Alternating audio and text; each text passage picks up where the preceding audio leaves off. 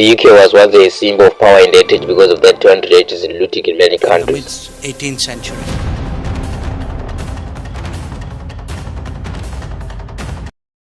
But despite of all trade and trade now, UK is going a worse economic and social crisis. As in 2024, the debt of Germany stands at 63.7% of its GDP, Ireland stands at 42.5%, India stands at 58.2%, the UK stands at 99% of its GDP. 45% have been waited in the emergency for 4 hours long, and the UK is short of more than 100,000 qualified truck drivers, and UK is rising poverty for 30 years long now. Things they are not well going for UK, especially its economy.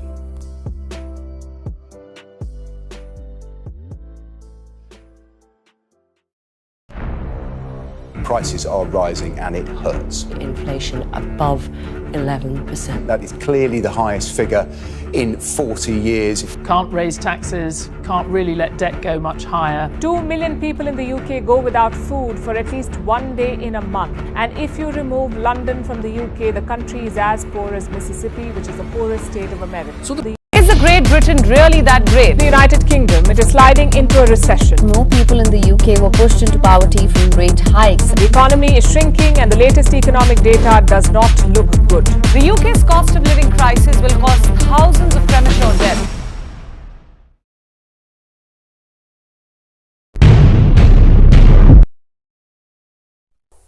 In 2016, the UK decided to leave the European Union. Special election called referendum. Citizens of United Kingdom forced to leave the European Union. 51 and 48% vote share. And this is the chaos economic started Brexit. UK has voted to leave the European Union. We got our country back! Well, the Vote Leave side presented a very optimistic view of what the British economy would look like after Brexit. After the World War II ended, leaders of European Union realized if they fight with each other or compete with each other, they will be losing a lot of money and a lot of manpower. If you look at the European map, for example, European countries are too small that every country has to spend a lot of military to secure the border, and this results in expensive, right?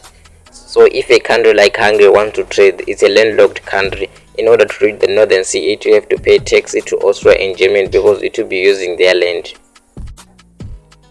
This issue in 1952, countries like Belgium, France, Italy, Germany, Luxembourg, and Netherlands, these 6 countries decided to take the economic relationship to the next level by forming something called European Core and Steel Community, and this gave them advantage. Like when the France needed a lot of core and steel, Germany offered to them to help them in post-war reconstruction, and Germany was able to sell core and steel to other countries and able to make profit to develop its economy and decrease its debt.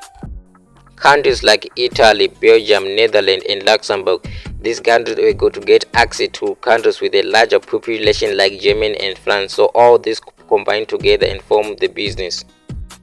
These countries got access to 6 countries with no taxes or opposition benefit from the access and resources, and this was successful that even more other countries joined the union.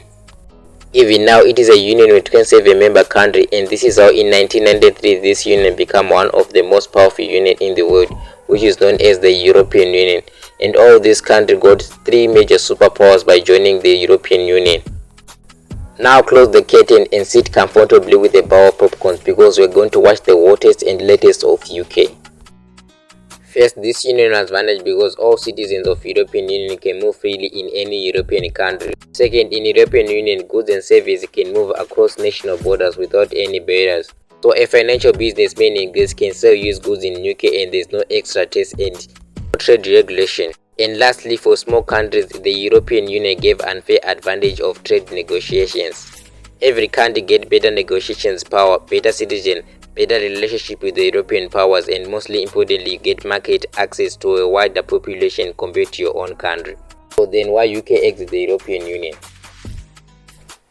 Well, there are many reasons why the UK exit the European Union. Here are the most important reason why UK exit the European Union.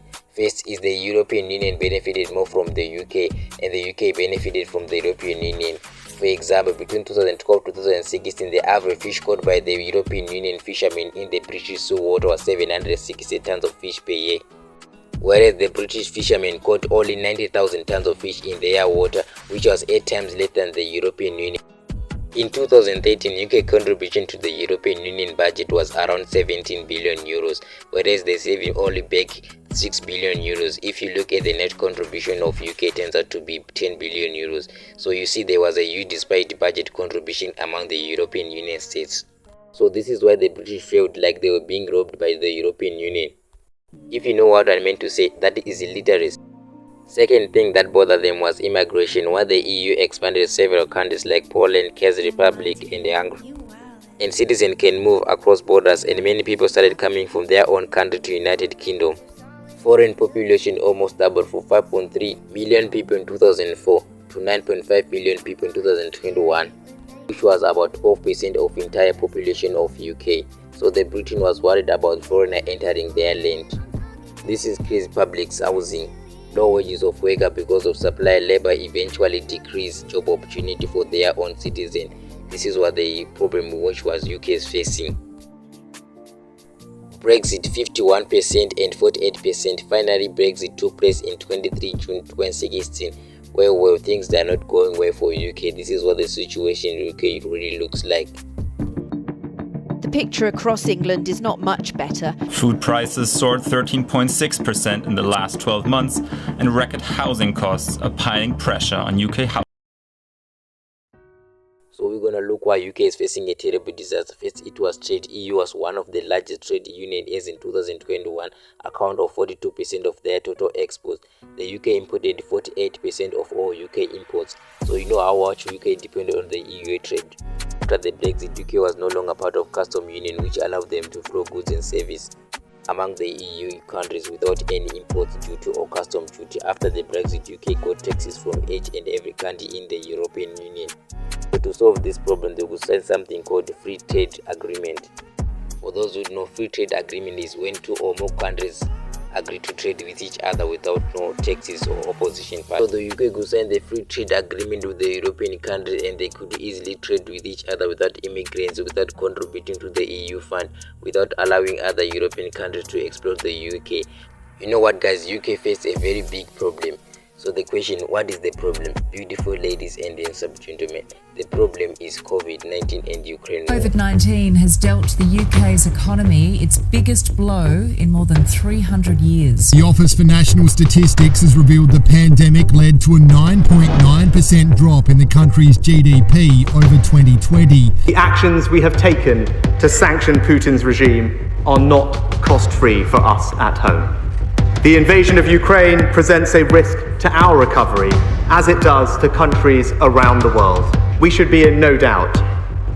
Behind Putin's invasion is a dangerous calculation. This ends up in the destruction service as well as the manufacturing sector. This is why UK is suffering, which all depend on the industrial service. And lastly, because of the Brexit, UK is also witnessing a labour crisis, as in 2021, 200,000 European Union citizens have left UK after the Brexit. In addition to that, there are also shortage of more than 100,000 qualified truck drivers. And what even worse is that there are also shortage of 30,000 nurses in hospitals. As in 2024, there are also 899 vacancies in UK because of the wage sector like hospital and transport are struggling in UK.